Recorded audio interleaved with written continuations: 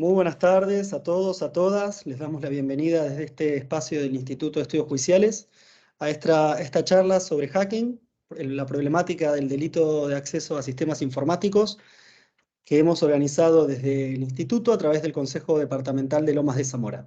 Para dar comienzo, primero vamos a escuchar al doctor Diego Ramundo, auxiliar letrado de la Cámara de Apelación de Lomas y secretario del Consejo Departamental del Instituto de Estudios Judiciales del mismo Departamento Judicial. Gracias, Camilo, bienvenidos a todos. Bien, hoy tendremos una charla muy especial que va a estar a cargo del doctor Alejandro Piagentini. Y voy a leer brevemente su currículum, que si bien es muy fructuoso y muy amplio, vamos a tratar de hacerlo escueto. Él es abogado, docente de la Facultad de Derecho de NUBA y de varios ámbitos de investigación penal y la filosofía política, máster en Derecho Penal en la Universidad de Sevilla, autor del libro La culpabilidad frente a las neurociencias, edición del Sur, y publicaciones sobre derecho penal, procesal penal y cibercrimen. También es docente del módulo de culpabilidad y neurociencias en la Diplomatura Internacional en Teoría del Delito y Criminología. Esto es solo una parte de su currículum, que como bien dije es bien amplio.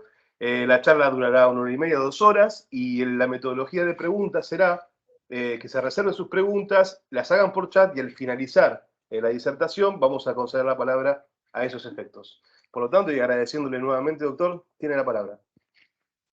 Bueno, buenas tardes a todas y a todos. Muchísimas gracias, Diego, por tu presentación. Antes que nada, agradecer esta participación que me honra del Instituto de Estudios Judiciales. Agradecer a la gente del Departamento Judicial de Lomas de Zamora que está a cargo de estas actividades que son tan interesantes, tan buenas y con la participación de un montón de profesionales de suma excelencia, y no lo digo por mí claramente, sino porque me mantengo atento y trato de ver y de estar conectado a todo lo que van desarrollando en actividades, así que muchísimas gracias. Es un honor para mí, y bueno, básicamente, como ya nos estaba señalando Diego, el tema que se propuso, el tema que propuse para hablar el día de hoy, muchísimas gracias por la filmina, espero que la estén viendo, espero que me escuchen bien. El tema que vamos a hablar hoy es el hacking o la problemática del delito de acceso a sistemas informáticos, ¿sí? Antes que nada, decirles que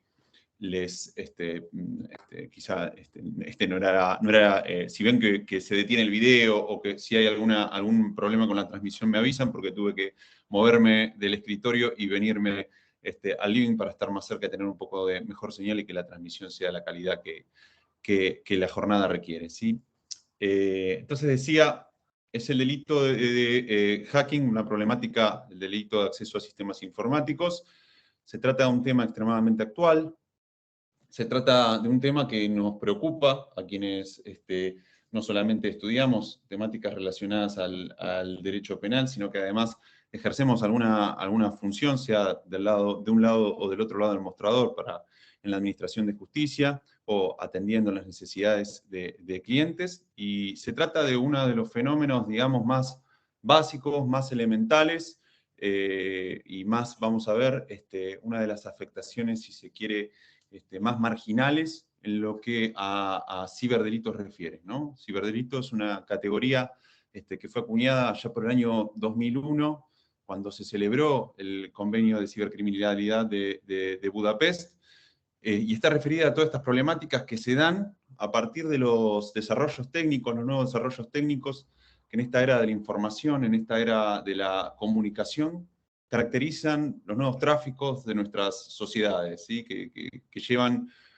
a que pasemos de un régimen de poder, si se quiere, en términos Foucaultianos, viniendo de una sociedad disciplinaria, viniendo de un régimen de control de atención, de miradas disciplinar, pasar a la fragmentariedad, a la instantaneidad, al control permanente de una sociedad de control, como lo estima ya Deleuze en un texto bastante conocido que se llama Postscriptum sobre las sociedades de control, y que va a plantear un poco cómo estas nuevas dinámicas, cómo estas nuevas relaciones de poder generan nuevos modos de conocer y nuevos modos de ejercer poder, y nuevos modos que no son otra cosa que espacios de relación. Estos espacios de relación, como todo espacio de relación en la comunidad y en la sociedad, generan la necesidad de que estén regulados frente a los conflictos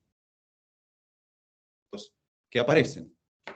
Y así aparece la necesidad, entre otros, de regular el hacking o el acceso no autorizado a sistemas informáticos, ¿sí? Porque justamente nuestra vida, como decía, nuestra vida está hoy volcada y proyectada en estas nuevas dimensiones no espaciales, con todo el desafío que esto conlleva y con la necesidad que han supido ver los estados partes contratantes del Tratado de Cibercriminalidad de Budapest que vamos a desarrollar y vamos a abordar particularmente, de que haya acuerdos entre los estados para poder perseguir y poder dar una solución a estos nuevos conflictos que se dan claramente más allá del principio de ejercicio de territorialidad de la ley penal y en el cual las coordenadas espaciales van a ser generalmente muy difíciles de determinar, si no imposibles.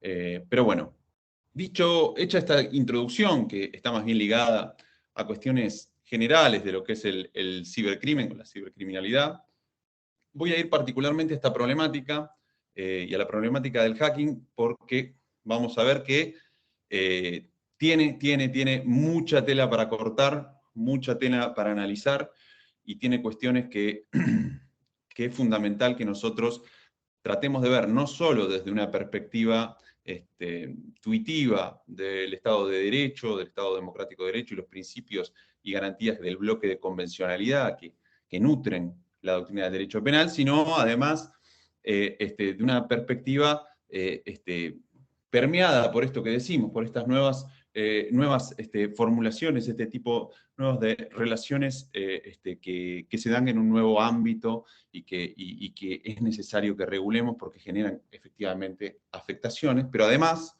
que conozcamos los fenómenos a través de los cuales se dan estas problemáticas. Y entonces, el acceso no autorizado a sistemas informáticos también es conocido de un término más castizo, digamos, que es el intrusismo informático. Si lo encontramos en libros más que nada de literatura española que abordan el tema, podemos llamarlo de una u otra manera, es un sinónimo, básicamente. Y lo que me interesa señalarles, quizá, es que se trata de una figura autónoma, ¿sí? Vale decir, quien acceda a un sistema informático o a un dato informático y lo haga de una manera sin necesidad de dañar el contenido, sin necesidad de adulterar o de modificar los datos que contiene ese sistema, va digamos, sin necesidad que se produzcan ni siquiera los pasos previos de que el iter criminis demanda de actos ejecutivos, por el caso, por ejemplo, de una estafa informática, ya vamos a tener un acceso, ¿sí? En este caso, lo que se da es una suerte de amplificación de la tipicidad que nos lleva a pretender captar lo que son actos preparatorios, ¿sí? Entonces, lo que hay es un mero acceso, sin necesidad de que se produzca un resultado. Se trata de un delito de pura actividad. Después vamos a desglosar bien los elementos y todo. Esto es solamente una caracterización general para después abordarlo con mayor especificidad, ¿sí? Entonces, decimos que es un delito autónomo, conocido en la literatura española también como intrusismo autónomo, y lo que vamos a perseguir es la mera actividad de acceder a un sistema o a un dato informático, ¿sí? Acceder o permanecer de manera no autorizada, violando una autorización o excediendo una autorización que ya se tiene respecto del acceso a ese sistema, ¿sí? No es necesario, en principio, vamos a ver, no es necesario que haya una intención extra de dañar, de perjudicar, de lucrar, de sustraer esa información, etcétera, etcétera, ¿sí? Ahora bien, y acá aparece que ustedes van a decir, bueno, ahora tiene sentido todo lo que este buen hombre estaba introduciendo en relación a la problemática particular de la cibercriminalidad y cuáles son las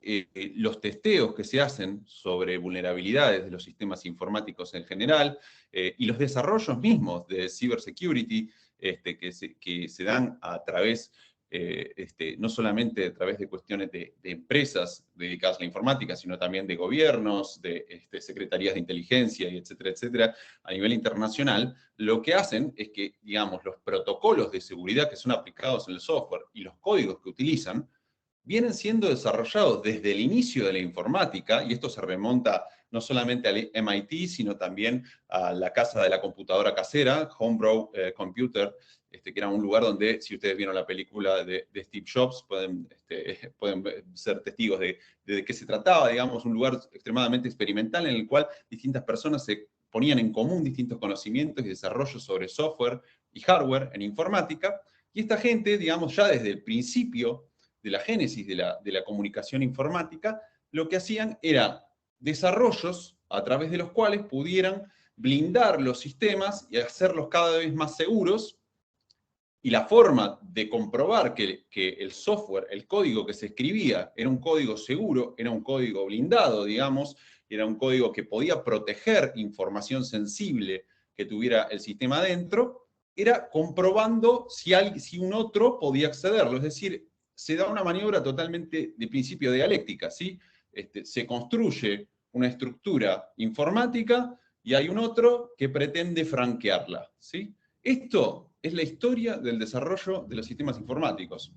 Entonces, digamos que los investigadores de ciberseguridad, aún hoy, los investigadores en ciberseguridad, tienen que necesariamente, sea de manera autorizada, porque quien los contrata es el titular del sistema y les brinda una autorización a través de un contrato jurídico, y vamos a ver las implicancias de ello, o sea, porque son investigadores freelance o que son personas que se están formando en el ámbito, tienen la necesidad de generar esta experiencia a la hora de franquear barreras de seguridad y comprobar que efectivamente estos sistemas de seguridad son seguros y que no tienen vulnerabilidades, es decir, que no son obsoletos, que no pueden ser permeados por otros operadores, técnicos, ingenieros en informática, especialistas en ciberseguridad, ¿sí?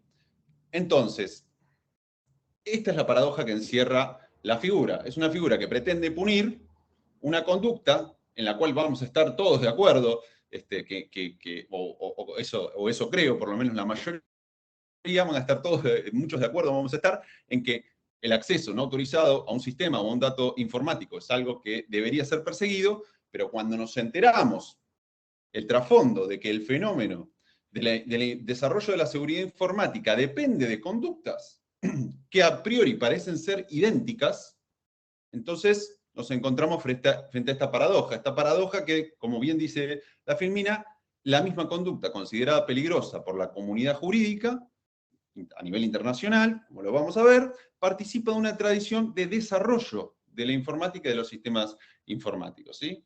Y acá después vamos a volver, ¿sí? Ahora bien, como decía yo, se trata de una herramienta, los intentos por descubrir vulnerabilidades son la forma en la cual un investigador en ciberseguridad implanta una bandera y le señala a otro que el desarrollo de software tiene falencias, y luego eso, digamos, y lo indica de esa forma para evitar que sea explotado y comunicarlo a una comunidad, que ahora vamos a ver algunas fuentes que tienen la comunidad de InfoSec para poner en común estas cuestiones, y que luego alguien que trabaja en ciberseguridad sepa que esos códigos, que esa versión de ese software tiene estas falencias, tiene estas vulnerabilidades, ¿sí? Entonces, siempre vamos a estar hablando de una conducta que en un espectro técnico particular y ligado a personas con conocimientos y aptitudes particulares, van a poder tener, digamos, una finalidad altruista o una finalidad positiva, la misma conducta que vamos a ver que a priori está perseguida penalmente, ¿está bien?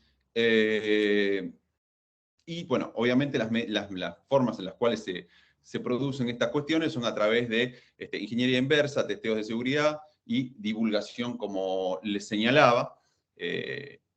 Pero bien, voy a pasar a la próxima y vamos a hablar un poco entonces qué quiere decir hacking. Hacking es un término que mientras más lo estudio y mientras más me preocupo por estos temas, menos me agrada, porque justamente encierra esta vulnerabilidad, encierra esta contradicción, esta paradoja que señalábamos, y además contiene una carga que no necesariamente es positiva, ¿sí? Más allá que, si en el uso coloquial muchas veces se usa hack o hack life para describir las formas en las cuales alguien tiene un truco o una forma de hacer las cosas que sea más directa, más sencilla, o simplificar algún proceso, está muy cargada de la negatividad de la gente que efectivamente hace accesos a sistemas informáticos con la idea de cometer ilícitos, ¿sí? Sustraer información, dañar sistemas informáticos, todo eso que claramente vamos a estar todos de acuerdo que son conductas que no pueden quedar impunes, ¿sí? Entonces, el hacking o hack, to hack, es el verbo en inglés de hachar y viene de digamos, la forma en la cual los empleados de compañías telefónicas en los años 60 o 50 en Estados Unidos interceptaban las comunicaciones hachando los postes de telefonía y bien, ahí implantaban algún tipo de dispositivo que les permitía tener acceso o interferir en esas comunicaciones. ¿Sí? Es la conducta de quien ingresa, digamos, en términos informáticos, ya podemos decir que es la conducta de quien ingresa a sistemas informáticos sin estar autorizado, eludiendo barreras de seguridad dispuestas específicamente para eso, pero sin afectar la información que contiene el sistema, con la sola excepción de aquella donde se registre su entrada. ¿Sí? Por eso decíamos, muchas veces estas vulnerabilidades se señalan a través de algo que es un flagging, una bandera, que posiciona el investigador de ciberseguridad para decir, bueno, este puerto es franqueable, este puerto puede accederse porque tiene una falencia, una vulnerabilidad, ¿sí? Esta actividad implica comportamientos de acceso subrepticio a un sistema informático o red de comunicación sin autorización o más allá de lo debido, ¿sí? Como les decía, también está ligado coloquialmente a encontrar soluciones no convencionales a través de la investigación y el descubrimiento de fallas en el software, de debilidades o errores de diseño originales, programas o sistemas de seguridad informáticos, ¿sí? Ahora bien, hay una tipología que distingue los tipos de hacking y podemos hablar, por un lado, de lo que sería el black hacking o black hat hacking, que es hacker del sombrero negro, que sería el que tiene una finalidad delictiva, el que tiene una finalidad criminal, que busca estafar, apropiarse de datos íntimos para destruir bases de datos, etcétera, etcétera. Las finalidades luego después se abren de distintas formas, ¿no? No es solamente una finalidad criminal común, en lo que sería la criminología, la cibercriminología en este ámbito se habla también de blue hat hacking, que serían los empleados de seguridad que están defendiendo los sistemas informáticos, también se habla de hacktivistas, que son los que lo hacen con una finalidad política para distribuir un mensaje, etcétera, etcétera. ¿Sí? Pero en términos generales, lo que nos va a interesar para esta contraposición que marcábamos es hablar de black hackings, que serían, el black hacking es lo que hace alguien que está ligado a una actividad criminal, delictiva, dañosa para terceros y que afecta autonomías de individuos de la comunidad, y el white hacking, que sería este que yo les contaba, que es una actividad que quizás no es tan conocida, pero que es la que ha nutrido a los sistemas de seguridad informática, y es la de quien intenta acceder a un sistema una vez que escanea un sistema, advierte que hay una vulnerabilidad y le avisa al titular de ese sistema que tiene, a través de una bandera y a través de una comunicación formal, que tiene o efectiva más que formal, que tiene una puerta abierta, digamos, para decirlo rápidamente, que tiene una forma a través de la cual se puede acceder fácilmente y otros pueden explotar esa vulnerabilidad, ¿sí? Eso sería el white hacking, que es el positivo, que es el que decíamos, es el que impulsa la industria y el desarrollo de los sistemas informáticos. Ahora bien, lo que tendríamos que hacer o lo que tendríamos que buscar como comunidades a nivel internacional es prevenirnos o perseguir el black hacking y dejar de algún modo o buscar de algún modo que el white hacking o el white hat hacking quede por fuera, ¿no? Para por lo menos no entorpecer el desarrollo de la industria de software y de sistemas de seguridad. Yo quizá voy muy rápido, les pido que si tienen preguntas para hacer, las vayan haciendo, intentaremos de retomarlas al final, ¿sí? Por escrito, como bien marcaba Diego, ¿sí? Bien. Ahora bien, aquí vamos a encontrarnos, ya una vez que yo primero voy a hablar de los términos en general de los problemas del acceso no autorizado a sistemas informáticos, y después vamos a ingresar particularmente, como les decía, la normativa nuestra, la normativa argentina local. El primer problema con que nos vamos a encontrar en términos doctrinarios a nivel internacional y de derecho comparado es la discusión que hay sobre el bien jurídico. Y un poco acá esto nos va a poner ya en un lugar que vamos a tener que empezar a hacer esfuerzos hermenéuticos para emparchar lo que la letra de la ley diga, para de algún modo dar respuestas más racionales y menos, digamos,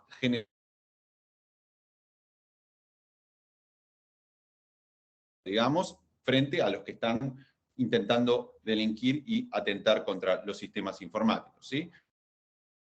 Una primera proposición, digamos, una primera propuesta que interpretan más que nada desde Alemania, es que lo que hay consagrado en el Convenio de Cibercriminalidad de Budapest, y en este caso, en esta figura, es el bien jurídico de la seguridad del sistema o dato informático, ¿no? Es la invención de un nuevo bien jurídico que busca proteger a la información o al dato como tal por la relevancia social que tienen para nuestras comunidades esos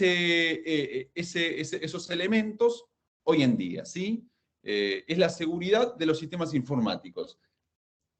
Bien, los problemas que tiene esta interpretación es que no vamos a estar vinculados, digamos, es una interpretación de un bien jurídico que no está basada en ningún pacto internacional, o sea, sí está basada en el Convenio de Cibercriminalidad de Budapest, pero no tiene una raigambre constitucional, no tiene una raigambre vinculada al bloque de convencionalidad. Entonces ello se genera bastantes problemas desde la perspectiva normativa en un primer lugar, y en segundo lugar también esta cuestión de que se vayan inventando bienes jurídicos a medida que surgen distintas figuras delictivas, ya viene criticada no solamente desde la doctrina nacional, sino también podemos citar a Silva Sánchez en Expansión del Derecho Penal, también como un elemento claramente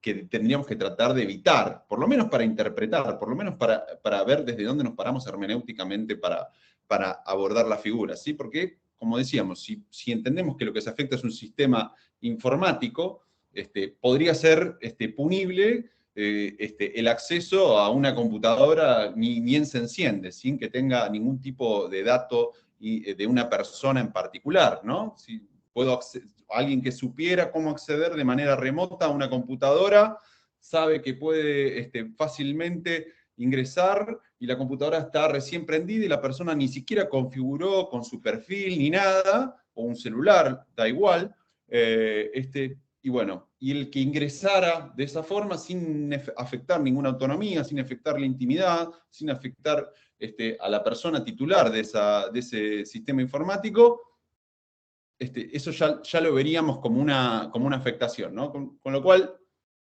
yo me permito dudar y trato de posicionarme en la que ahora van a ver, creo, la postura más razonable y más ajustada también a nuestro sistema normativo, constitucional y convencional, que es interpretar al bien jurídico como la intimidad, en primer lugar, o como si se quiere, una proyección de la intimidad, y ahora vamos a ver qué consecuencias tiene, en la medida que el derecho de toda persona a gozar de una intimidad está consagrado en los artículos 18 y 19 de la Constitución Nacional, y en pactos internacionales de igual jerarquía que conforman el bloque de convencionalidad, como es el 17, inciso primero, el 2 del Pacto Internacional de Derechos Civiles y Políticos, el 11, inciso 2 de la Convención Americana de Derechos Humanos, ¿sí?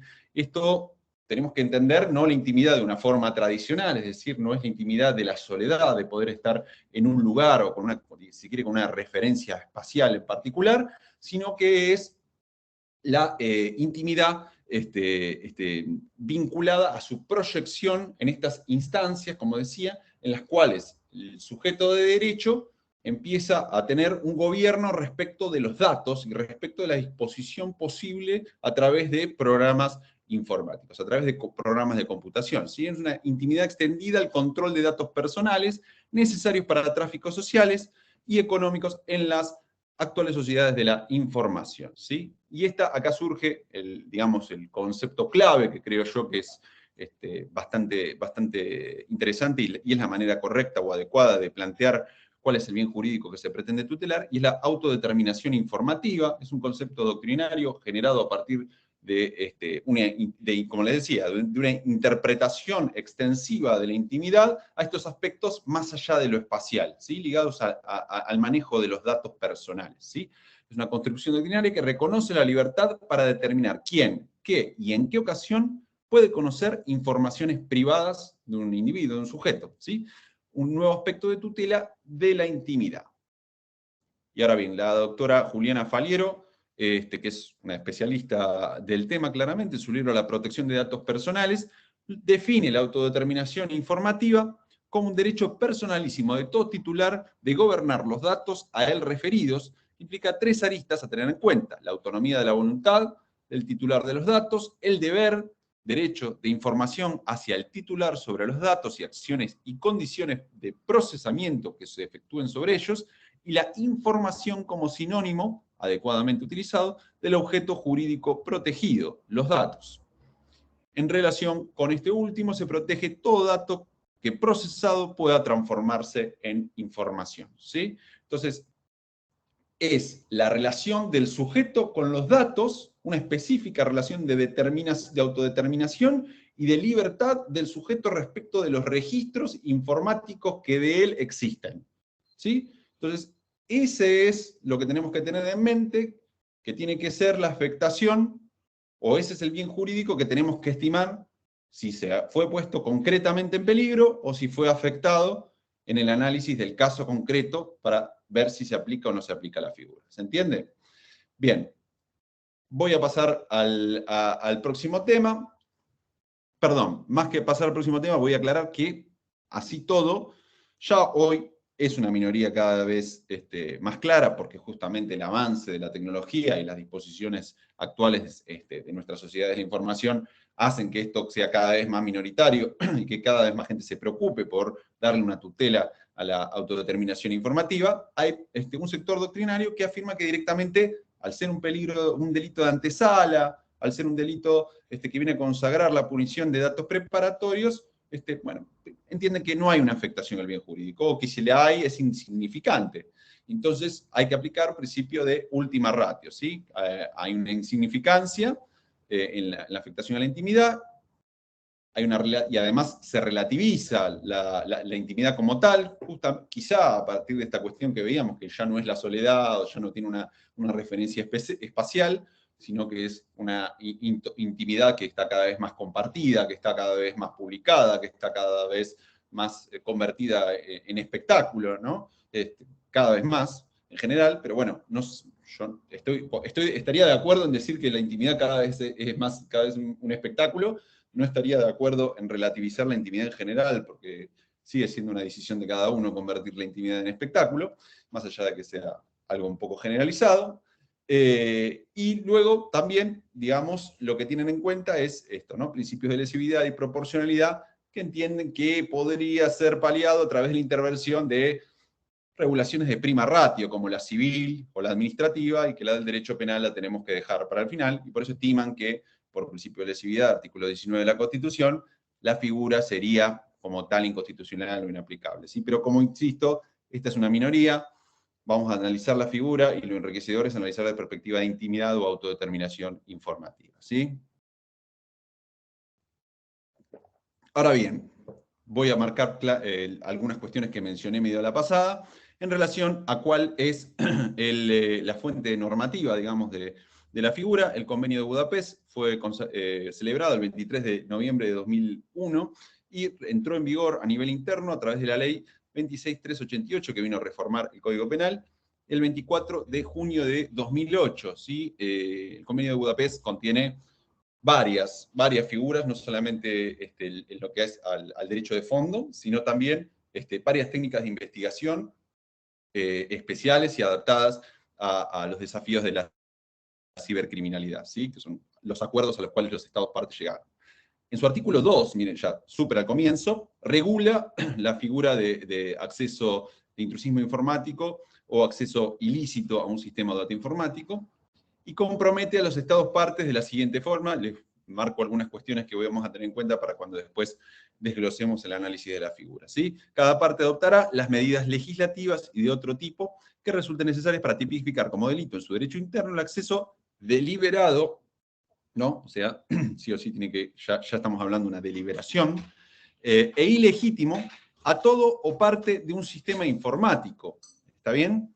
Eso dice, digamos, además que se trata de un acceso deliberado, debe ser ilegítimo y tiene que estar, digamos, el objetivo es el todo o parte de un sistema informático. Las partes podrán exigir que el delito se comete infringiendo medidas de seguridad, eso obviamente es no autorizado, y además acá señala algo que creo que nuestro legislador flaquea un poco, que es el tema de que tiene que tener la intención de obtener los datos informáticos y otra intención delictiva, ¿sí?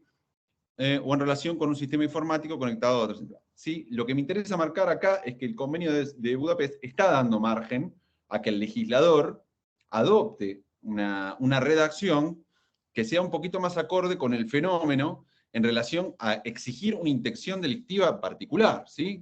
No solamente que tiene que ser a sabiendas, es decir, con dolo directo, que se den los elementos del tipo objetivo, sino que además esa intención tiene que ser una intención un poco más, una intención de obtener datos informáticos, ¿sí? Una intención delictiva, dice el propio convenio, ¿sí? Entonces, pareciera ser que la letra del convenio no está tan mal.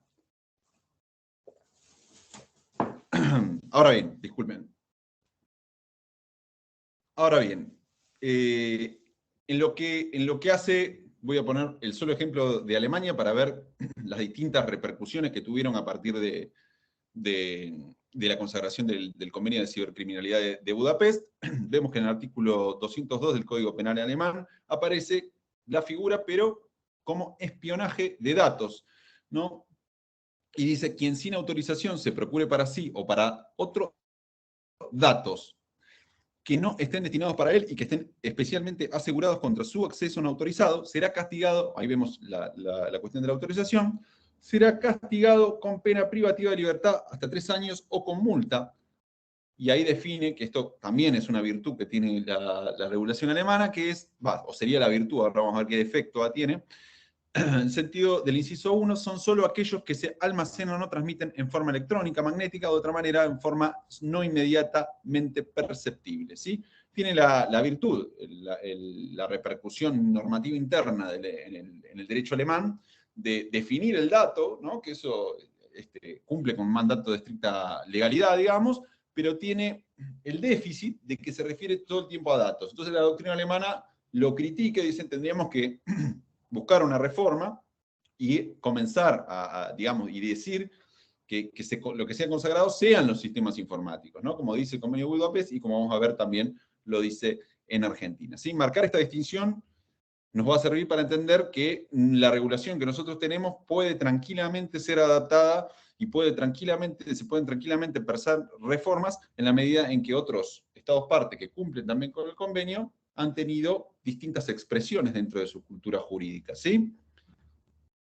Vamos a ver particularmente la regulación del intrusismo en nuestro código, que es la que más nos interesa, no solo para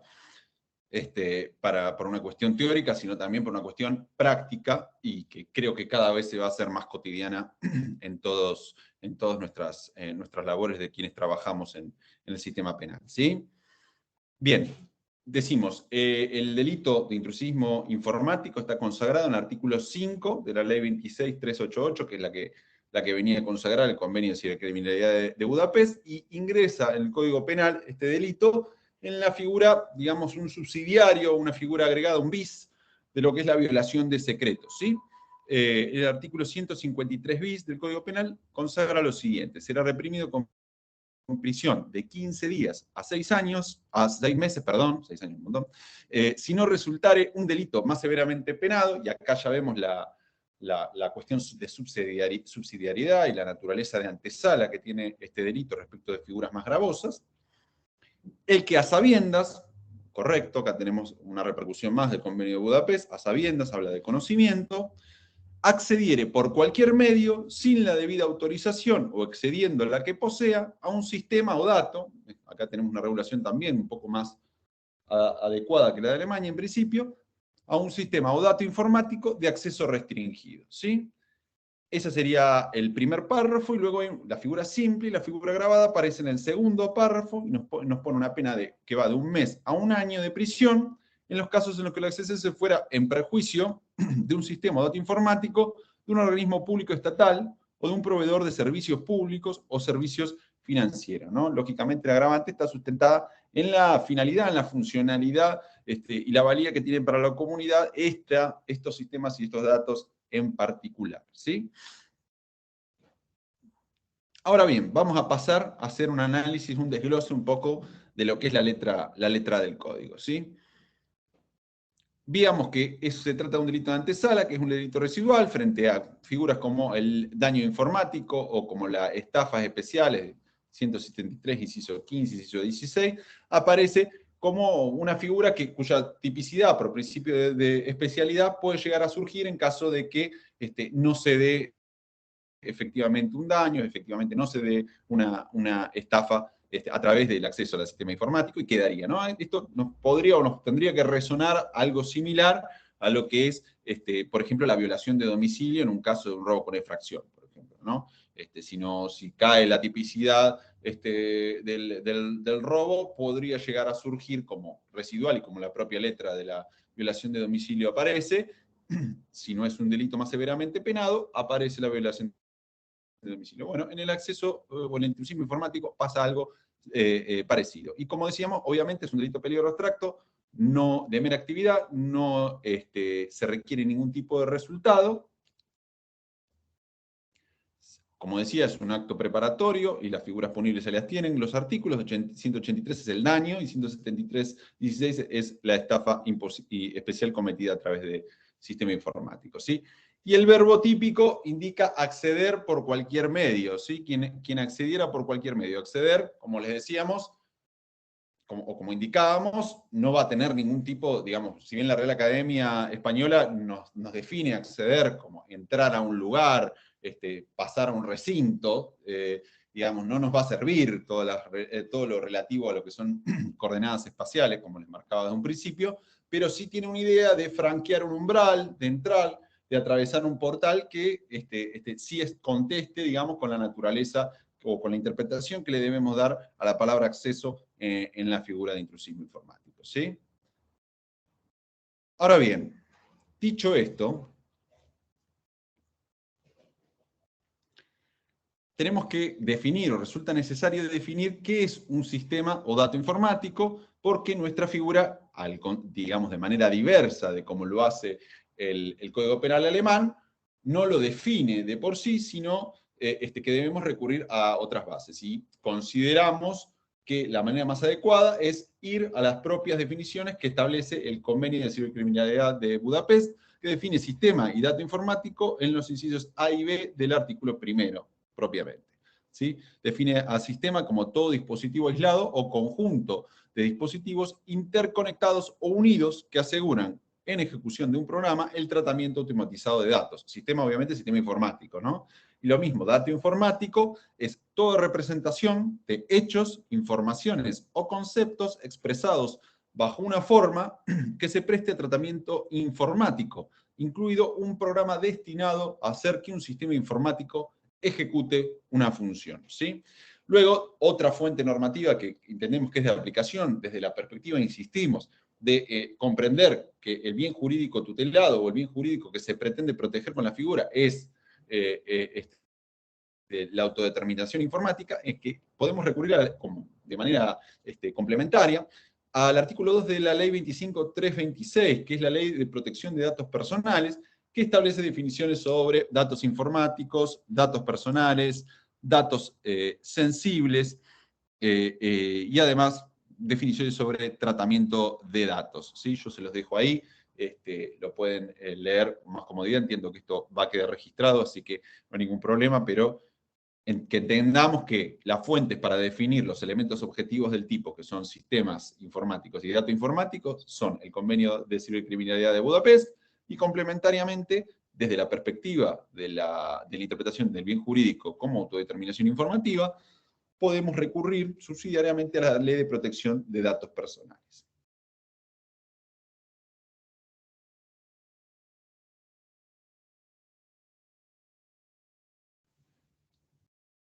¿Qué quiere decir, entonces, para pasar al próximo elemento, qué quiere decir que un acceso restringido?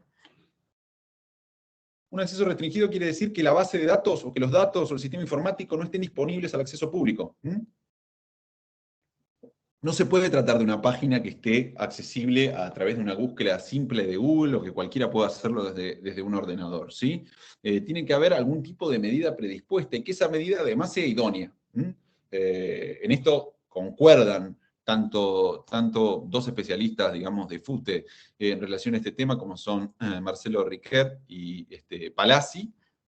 Los dos concuerdan en que si el titular del sistema informático no se actualiza, no tiene esto que les comentaba yo al principio, un poco de contacto respecto de cuáles son los software que tienen menos vulnerabilidades, o los que desarrollan superaciones o parches respecto a las vulnerabilidades detectadas anteriormente, y dispone una seguridad que es endeble, que no es idónea, o que ya se sabe, o que está divulgado, que fracasa frente a determinados ataques, bueno, en ese caso no habrá puesto una restricción o una medida de seguridad que pueda ser considerada idónea para limitar el acceso, ¿no? ¿Sí? Entonces, es bien claro que el acceso tiene que ser restringido, y además podemos decir que tiene que ser idóneo, ¿sí? Tiene que estar a la altura de las circunstancias actuales del desarrollo de la informática.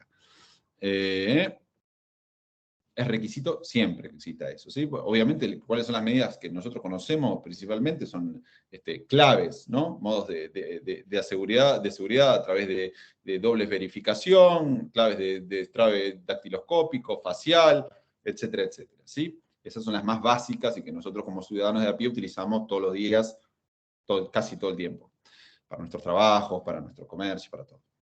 Bien, después, en cuanto a la tipicidad subjetiva, como señalábamos ya desde el Convenio de Cibercriminalidad de Budapest, nuestro código consagra que el acceso debe cometerse a sabiendas, ¿sí? Y de eso nos permite afirmar que, obviamente, se descarta cualquier tipo de figura imprudente, y también dolos de segundo grado o dolo eventual. Se tiene que requerir siempre un dolo directo, un conocimiento efectivo de que se hace un acceso, y que ese acceso está no autorizado, y que se hace franqueando una medida de seguridad predispuesta para proteger esos datos, para proteger ese sistema informático, ¿sí? Ahora, lo que yo les señalo y que les marcaba es, esta cuestión está limitada a esto, pero no hay un requisito extra de una finalidad delictiva, que es la puerta que nos abrió el Convenio de Cibercriminalidad de Budapest, y nuestro código todavía no lo tiene, que creo que sería una manera bastante racional de discriminar los casos de investigadores de ciberseguridad de los de hackers, black hackers o black hat hackers, hackers de sombrero negro, que son los que tienen una finalidad delictiva y nociva para los intereses de otra persona. Después vemos que la agravante estaba, como les adelantaba, el segundo párrafo. Se trata de un agravante por la finalidad pública, como se consagra como un valor de trascendencia social, la prestación de un servicio para saciar las necesidades humanas, ¿sí? Balbín nos va a decir que se vinculan a las prestaciones que el Estado da para garantizar el ejercicio de derechos civiles y políticos, económicos, sociales y culturales de la población, y que por eso tienen un estándar de protección especial, y esa es la justificación de la agravante. Al mismo tiempo, este bienestar general es por un lado, y por el otro aparecen las instituciones financieras, que lógicamente a nivel nacional y a nivel internacional también se mueven a través de sistemas informáticos. Todas esas comunicaciones son inmediatas, sabemos que los mercados tienen repercusión global de manera instantánea, y que los tráficos de esos datos también están o deben ser protegidos y son de alta valía social, porque las economías en general dependen de ese tipo de tráfico, ¿sí? Ahí encontramos justificación en la agravante del segundo párrafo del 153 bis. Como presupuestos que la doctrina entiende son particulares de justificación, digamos, aparecen por un lado el cumplimiento de orden judicial, el convenio de cibercriminalidad de Budapest regula como medios de investigación particular los allanamientos remotos a dispositivos informáticos, es decir, el acceso a través de una orden judicial que vulnera la intimidad, vulnera la autodeterminación informática, para acceder a registros de cuentas de personas, para acceder a archivos que pudieran tener colgados en Internet, etcétera, etcétera. Sí, eso lógicamente, siempre que haya una orden judicial, la cuestión es análoga a la de una afectación en el caso de un allanamiento ordinario, ¿sí? Entonces no va a haber ningún problema y vamos a estar ante la situación de que la gente que cumple esa orden va a estar justificado por el cumplimiento de un deber, ¿sí? El caso distinto es otro conflicto otro supuesto que desarrolla la doctrina. Los dos doctrinarios que habían mencionado antes, particularmente Riquet y Palazzi, se posicionan de un lado y del otro, digamos, en relación a si está justificado o no justificado el ingreso a sistemas informáticos por parte del empleador respecto del empleado, ¿sí? Palazzi se entiende que está justificado, es decir, que el empleador siempre puede acceder a las cuentas o a los dispositivos para que tenga el empleado en el marco del ejercicio laboral que desempeña, porque dice que está justificado en el ejercicio del derecho de propiedad que tiene sobre los bienes, los medios de producción, y que simplemente, básicamente eso, ¿no? Y del otro lado, Riquet dice, bueno, esto estaría soslayando la dignidad del trabajador y los derechos que el propio trabajador y el individuo tiene respecto de estos ámbitos de intimidad, que más allá de estar bajo un soporte que pertenece a su empleador, responden a una esfera íntima de manejo de datos que tiene que ser tutelada. Entonces, Riquet entendería que no está justificado, ¿sí? Pero esta discusión, digamos que excede bastante el contexto, el marco general de la exposición, ¿sí? Bien. Después veíamos que la pena, en el caso de la figura básica, es 15 días y 6 meses, en el caso de la agravada es 1 mes a 1 año y siempre de prisión, ¿sí? Esto es un tema que no es menor, porque el convenio de cibercriminalidad de Budapest no establece que necesariamente la pena deba ser de prisión, ¿sí? Y acá un poco podemos pensar que quizá desde una perspectiva de proporcionalidad, de racionalidad, podríamos pensar en alguna alternativa, como una inhabilitación o como una multa, para una figura que, en definitiva, es de antesala, es de peligro abstracto, una figura que, en definitiva, no genera una afectación severa a un bien jurídico por sí sola, con lo cual no parece desacertado pensar en una alternativa a la pena de prisión como respuesta. Y después tenemos una cuestión, que es una discusión que ahora vamos a ver en algún que otro sumario muy cortito que les traje para comentar, que al ser una figura, como decíamos, 153, violación de secreto, 153 bis, se lo considera por un sector de la doctrina una especie de violación de secreto, se entiende que la acción es privada. O entenderíamos que, según la letra del código, ese tipo, según el artículo, el artículo 73, sería una acción privada. Y esto estaría vinculado a la interpretación del bien jurídico como intimidad. Pero bueno, vamos a ver que no es unánime, y no solamente no es unánime esta interpretación, sino que además, lógicamente, y lo que ya podemos afirmar a priori, es que la agravante de servicio público no se estaría llevando muy bien con este impulso privado de la acción, o por lo menos no parece ser lo mismo que una violación de secreto tradicional en el que además la víctima o el damnificado por el delito tenga que darle todo el impulso a la acción, con todas las cuestiones técnicas de las cuales va a necesitar mucho auxilio, ¿no? En principio tiene sus dificultades, ¿no? Nos inclinaríamos más para interpretar como de acción pública el ejercicio o la persecución de este delito, más que como una tradicional acción privada, interpretándolo en la lógica de la violación de secretos. ¿Sí? No se sabe si es necesariamente un secreto o si es una violación de la privacidad. ¿Sí? Bien. Y aquí, entonces, le voy a traer algunas interpretaciones que tuvieron en casos, se dieron en casos particulares, muy concretos y muy concisos, en los cuales la figura fue aplicada. Todavía no tenemos pronunciamiento de altos tribunales, también por una cuestión que se da en virtud de las interpretaciones o los conflictos que hay en virtud de la competencia. En este caso yo no les voy a hacer una exposición de las disputas que hay. Básicamente, lo que les puedo reseñar en relación a la cuestión de competencia es que es interpretado que en términos generales, bueno, en un principio era interpretado que como era una afectación a las comunicaciones, las redes o sistemas de comunicación en general, afectaba un interés público con la entidad tal como para excitar la jurisdicción de excepción, la jurisdicción federal, y se entendía que la competencia originaria, la competencia que debía darse a este tipo de delito, es la federal, ¿sí? Pero bien, luego han surgido, y últimamente, si no me equivoco, es la doctrina que emana del Tribunal Superior de Justicia y de la Cámara Federal, Cámara del Crimen, la Cámara Criminal y Correccional Federal de la Nación, que, digamos, tiene que evaluarse caso por caso y que no todo tipo de acceso a un sistema o a un dato informático tiene esta entidad como para afectar el servicio público de las telecomunicaciones, o tiene esta cuestión esta posibilidad de conmoverla de un modo tal que afecte este interés público particular, que es el que generalmente hay que fundamentar para dar lugar a la intervención del fuero federal. Entonces, con más razón, pongamos cada vez más el ojo, porque nos vamos a encontrar lo que somos, creo yo, la mayoría de los que litigamos o estamos del otro lado del mostrador en la justicia penal,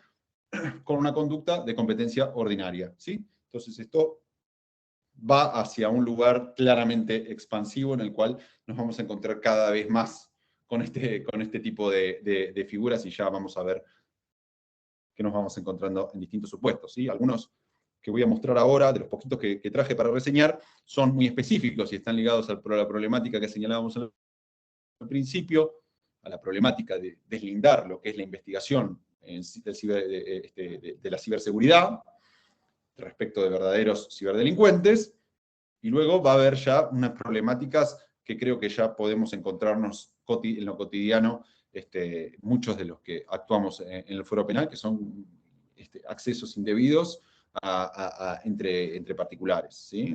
Accesos a alguien que tiene una contraseña y utiliza de manera no autorizada una contraseña o excede los términos de esa autorización, y cómo se resuelven esos distintos casos, ¿sí? Entonces, el primer caso, si se quiere, un antecedente también que fue de mucha relevancia también por la conmoción pública, comunicacional que tuvo, fue el caso de Sorianelo. Es una causa que tramitó en la Fiscalía Penal contra Lesiones y Faltas número 7 de Cava, ¿sí? Es una resolución, tuvo resolución final 18 de julio de 2016. Básicamente, Sorianelo lo que hizo fue advertir a la empresa Magic Software Argentina, que era la que brindaba las prestaciones de boleta electrónica para las elecciones de la Cava, avisar que había una serie de vulnerabilidades y posicionar una serie de banderas en lugares en los cuales él entendía que podría ser explotado y podría ser vulnerado algo tan relevante y tan problemático justamente como es la celebración de comicios a nivel local. No solamente puso las banderas, que son fácilmente reconocibles para programadores y gente dedicada a ciberseguridad, sino que además contactó mediante correo electrónico y tuvo conversaciones a través de sistemas de mensajería con el encargado, el gerente de ciberseguridad de la empresa Magic Software Argentina, a quien le dijo cuáles eran estas vulnerabilidades electrónicas. Esto sucedió varias semanas antes de las elecciones primarias. Luego de que se notifique que hubiera este diálogo entre la empresa y Sorianelo, la empresa denunció la conducta, el escaneo, digamos, de vulnerabilidades que hizo sobre el sistema informático Sorianelo, y lo denunció como un intrusismo informático, un acceso indebido, no autorizado al sistema informático de la empresa.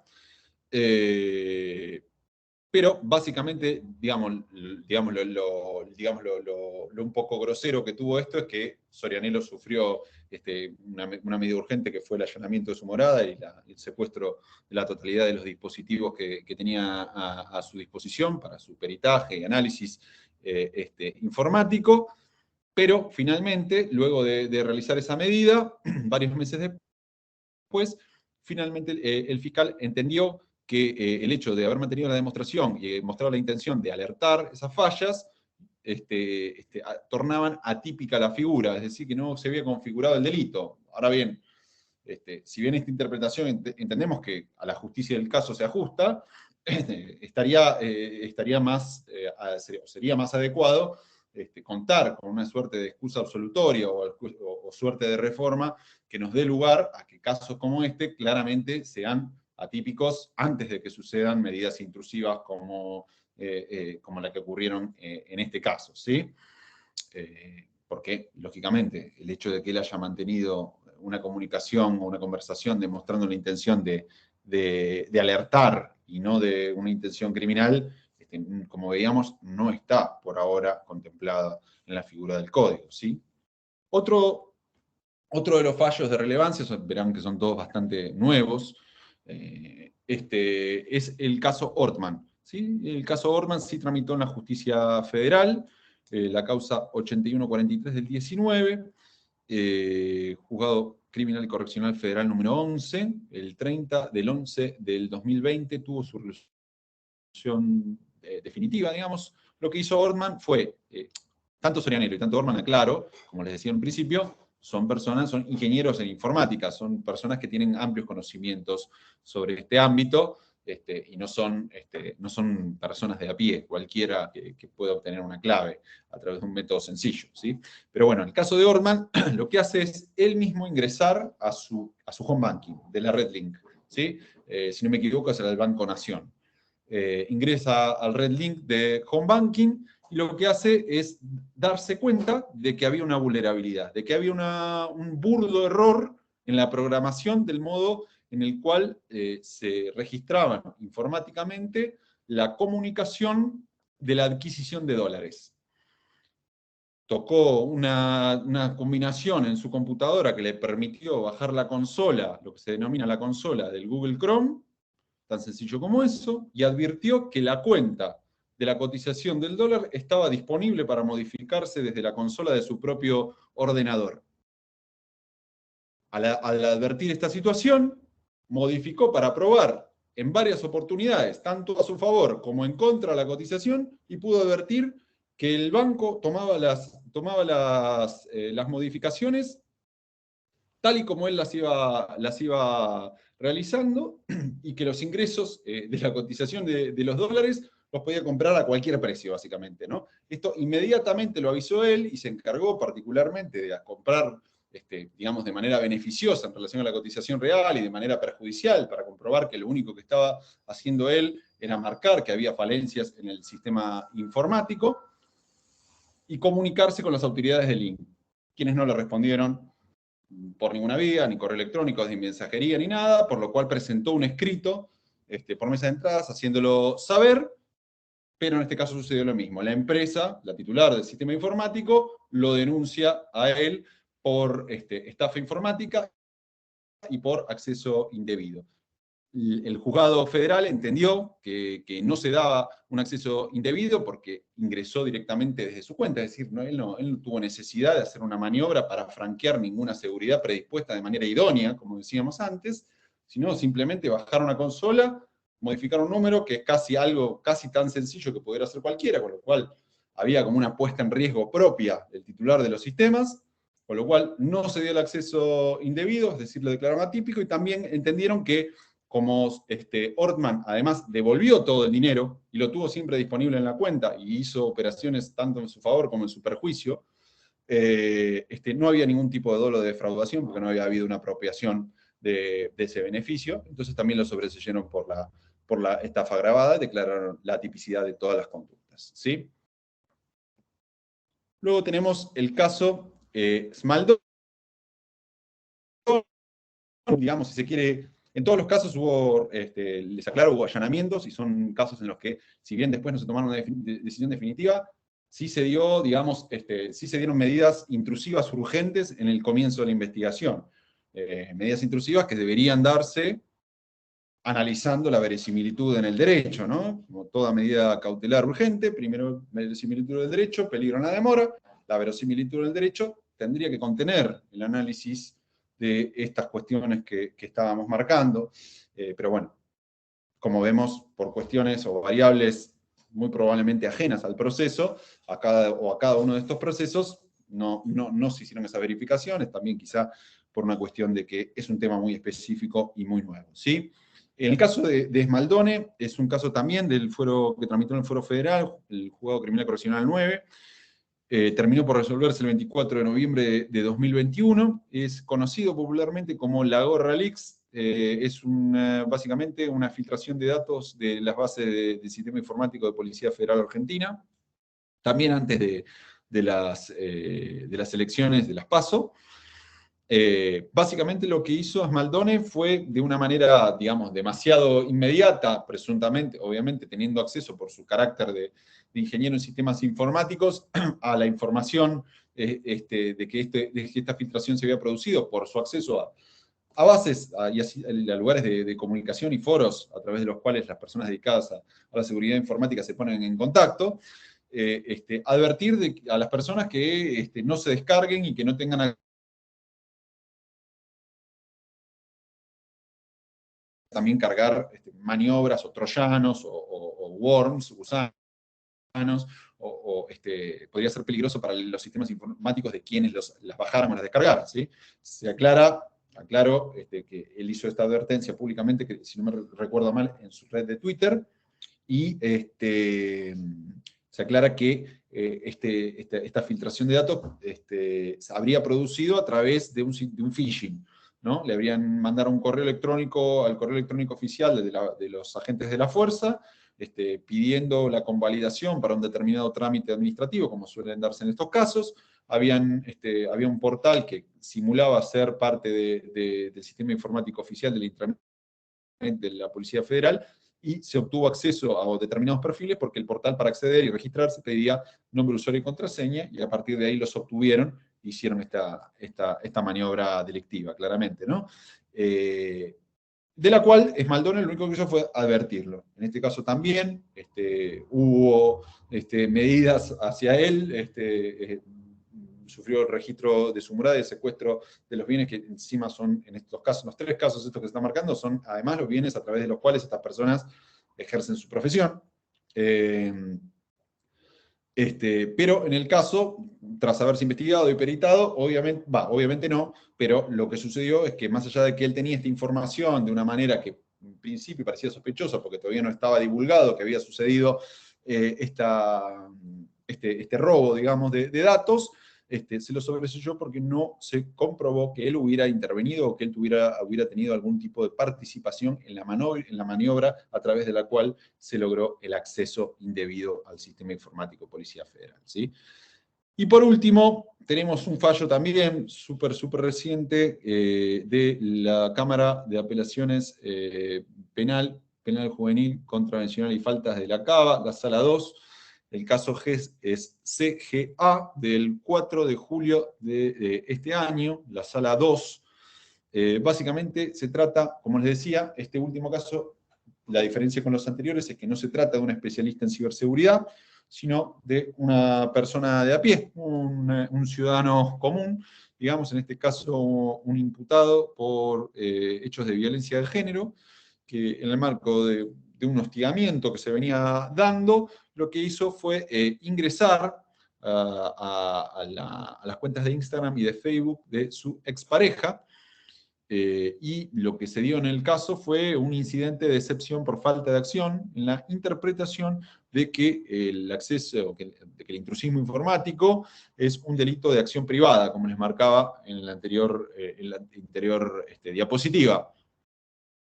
Lo que entendió la Sala 2 es una interpretación a través de la cual entiende que el acceso no autorizado a sistemas informáticos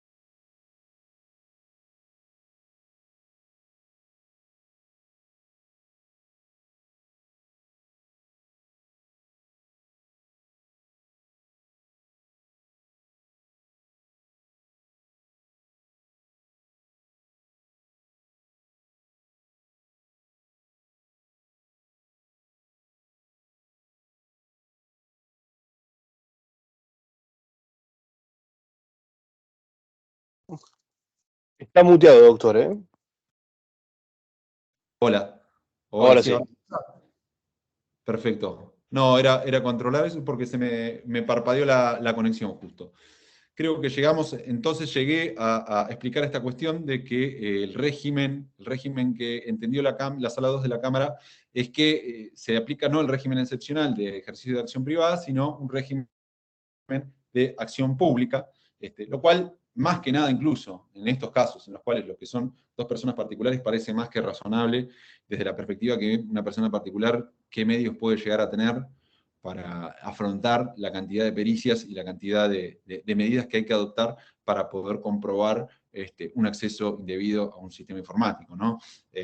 Lo cual parece un criterio, en principio, bastante razonable. Lo que sería más deseable es que hubiera, además de razonable, coherente con la agravante, como habíamos marcado, pero lo que sería deseable es que hubiera una modificación, ¿no? Y que todos estos sistemas de parches que tenemos en el código, que tantas veces ha sido criticado, termine de subsanarse con una aclaración de que el ejercicio de la acción en este caso es un ejercicio de acción pública, ¿sí? Pero bien, voy a pasar entonces, digamos, de algún modo a lo que sería la compilación o la síntesis de las consideraciones o de algunas consideraciones críticas que vengo efectuándoles en torno a la figura del 153 bis de nuestro código y las problemáticas que fui señalando. Espero haber sido claro, y si no, después me harán alguna observación, no tengo ningún problema en aclararlo.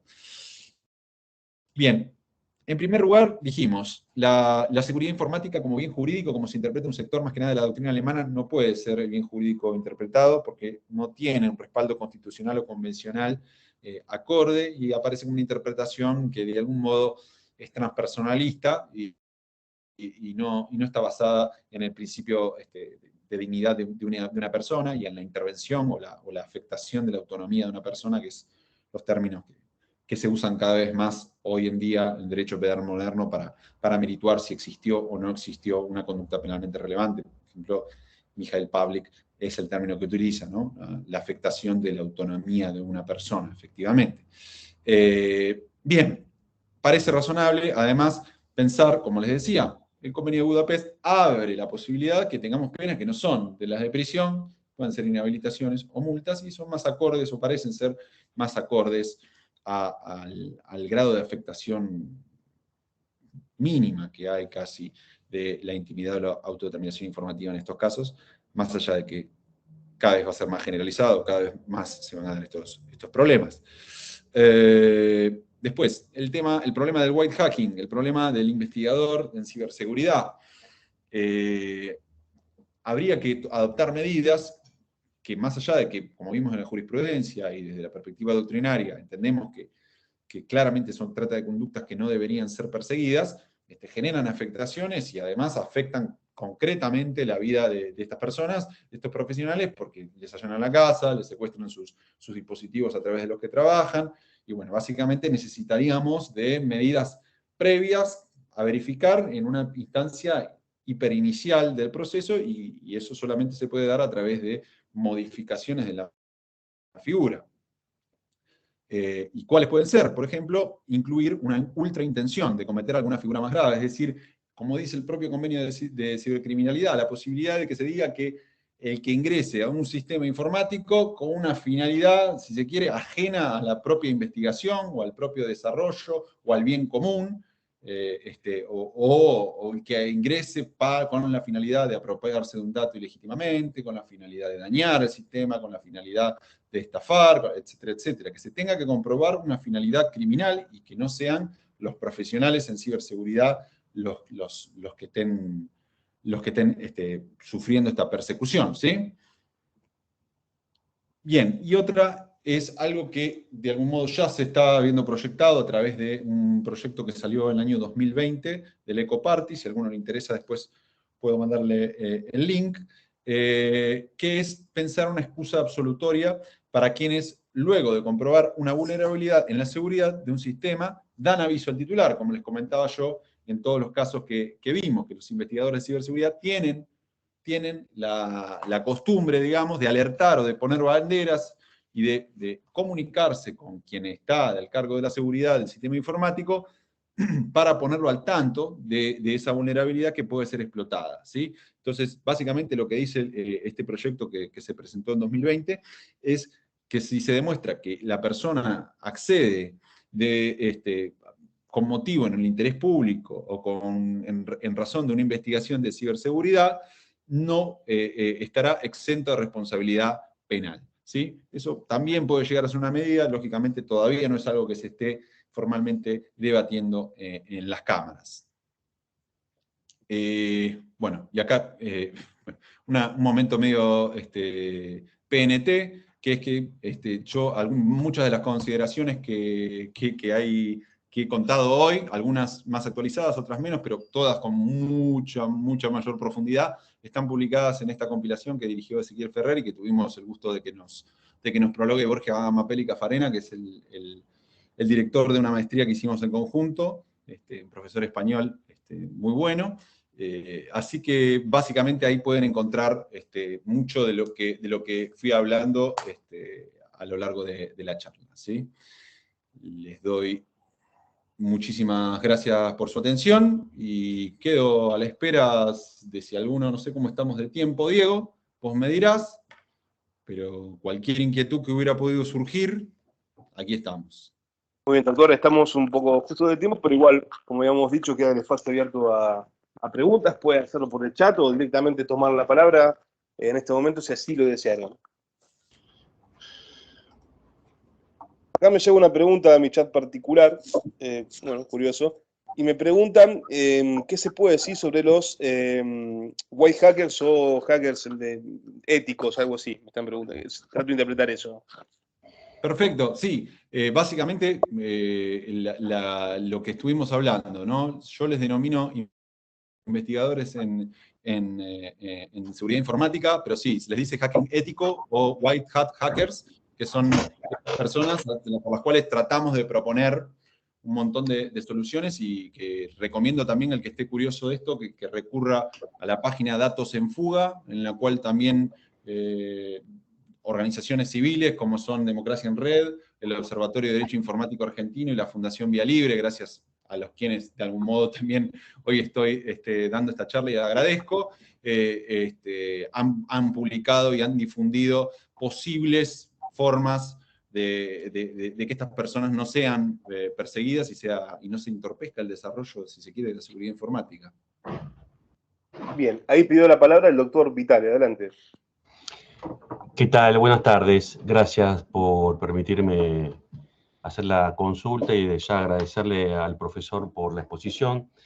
Yo le quería hacer alguna consulta en relación a la habilitación jurisdiccional de los sistemas informáticos, digamos, ¿no? O sea, como docente de parte especial, digamos, cuando me toca explicar, digamos, por ejemplo, la interceptación de las cosas que han quedado en el cajón del olvido, como el pliego, el despacho telegráfico, todo lo que estaba incluido en el artículo 153, todo ello se puede hacer, de hecho en la práctica lo hemos hecho de esta manera, no con la irrupción del Ministerio Público Fiscal de manera autónoma en el proceso, sino con una autorización jurisdiccional, digamos, o sea, una autorización de un juez, porque estamos hablando de protecciones constitucionales sobre esos puntos, digamos.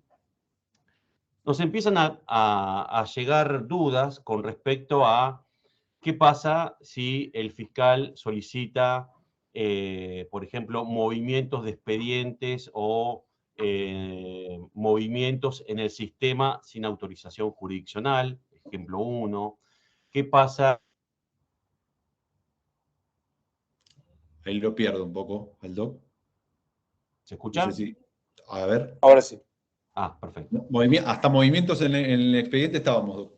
Perfecto. Entonces, movimientos en el expediente, normalmente los fiscales solicitan para abrir el teléfono secuestrado de cualquier vendedor de estupefaciente, autorización para poder ingresar a justamente los datos que se encuentran, llamadas, WhatsApp, etc.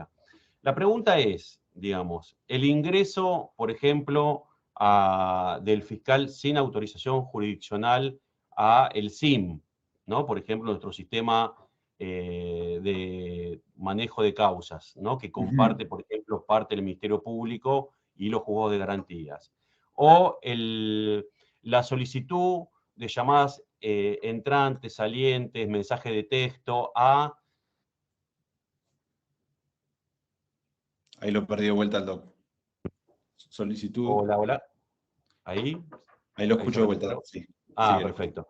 La solicitud a la DAJUDECO de estos movimientos sin autorización jurisdiccional.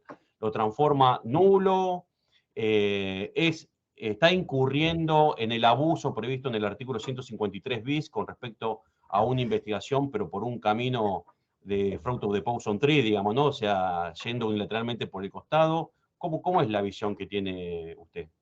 Muchísimas gracias, Doc, por la pregunta. Es sumamente interesante y claramente es un tema que es sumamente tocante a esto. Mi interpretación de esto es que en el caso más que nada, voy a hablar del último caso que me comentó, lo que son los registros de comunicaciones. Entiendo que siempre tiene que haber un permiso previo judicial, porque yo entiendo que hay un grado de afectación a lo que denominábamos autodeterminación informativa, porque se trata de datos que tienen cierta sensibilidad vinculada a su titular, y en esos casos entiendo que siempre tiene que haber una orden. Ahora bien, cuando comentaba lo que es el sistema informático del Ministerio Público, en esos casos, yo no sé si se estaba refiriendo, acláreme, a una compulsa de datos registrados en el sistema informático. Como si fuera, digamos, poder ingresar a una resolución del juzgado de garantías, que yo lo interpreto así, poder ingresar al juzgado materialmente, revisar cuándo se hizo la resolución, cuántas impresiones, y poder retirarse sin autorización jurisdiccional. Bien, el tema como lo indica, digo, me parece súper interesante y le voy a dar una respuesta a partir de lo que entiendo ahora, porque no me lo puse a meditar previamente, pero si es el sistema informático del Ministerio Público, por empezar, todos sus funcionarios tienen la posibilidad de acceder, y no sería no autorizado. Otra cosa sería si hubiera, o si ese sistema fuera el sistema exclusivo del organismo jurisdiccional, y esa clave fuera una clave que no es otorgada oficialmente a través de una autorización particular al Ministerio Público. En ese caso, lógicamente, habría un acceso, y no podría, y estaríamos incluso ante un acceso ilegítimo, un intrusismo. Pero en el caso del sistema informático del Ministerio Público, en el cual la más de las veces los juzgados de garantías cargan los trámites con plena conciencia de que van a ser posiblemente compulsados, de que incluso yo hasta hace muy poco trabajaba en el Ministerio Público de la provincia de Buenos Aires, es una vía de certificación del trámite de causas que pueden ser conexas, etcétera, etcétera. En ese caso yo lo veo bastante, digamos, todo bastante en un marco de autorización general que no nos permite hablar de una tipicidad, ¿no? Claro, por más que se necesite autorización de la Subsecretaría de Informática para poder certificar los movimientos de esa resolución, digamos específicamente, no es un ingreso libre, no es un ingreso libre y no es un ingreso a una causa. Necesita una No, entonces autorización. estoy entendiéndolo mal, Doc. No sé qué tipo de búsquedas son entonces a la que se está refiriendo. Claro, no es un ingreso a una resolución libre, sino es un ingreso en el cual se solicitó a la Subsecretaría de Informática o a la subsecretaría que corresponda, digamos, la posibilidad de, como si fuera un peritaje, una revisión sobre alguna de las carpetas que estaban incluidas en el SIM, digamos, ¿no? O sea, digamos, nosotros entendemos, digamos, que, o sea, lo mentalizamos de esta manera, es como entrar al juzgado, agarrar uno de los libros de sentencia, poder analizarlo y en todo caso poder, digamos, ubicarlo nuevamente donde está, digamos.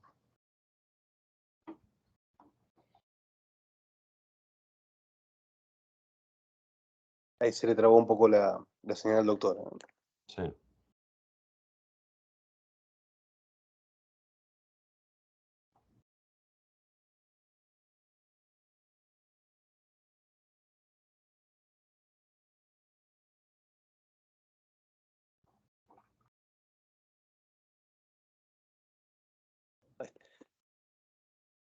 ¿Se me Está escucha? muteado, doctor, ¿eh? Ahí está. ¿Ahora se me escucha? Ahí sí. Ahí Sí, sí. sí. Ah, bárbaro. Perfecto, Doc, disculpe, estoy teniendo problemas de conexión. Me parece súper interesante hasta donde llegué a escuchar el caso. Yo entiendo que si se requiere para la actividad una autorización especial, ahí sí es más problemático y ahí sí podríamos encontrarnos. Yo pensé que al primer término pensé que se refería a una búsqueda general. No, Si es, pública no. no, perfecto, no. Si es una orden, claramente cualquier exceso, incluso si se brindara una autorización para esa acción y se pudiera comprobar que se excedió esa autorización ingresando a otra carpeta o incluso una carpeta que estaba dentro de otra, pero que no era ese el objeto de estudio y por eso tiene que estar extremadamente precisados los términos de ese tipo de labor, yo entiendo que ahí podríamos empezar a estar en el problema de una tipicidad, sí. Gracias, profesor. No, por favor, un placer, un honor. Bien, continúa circulando la palabra.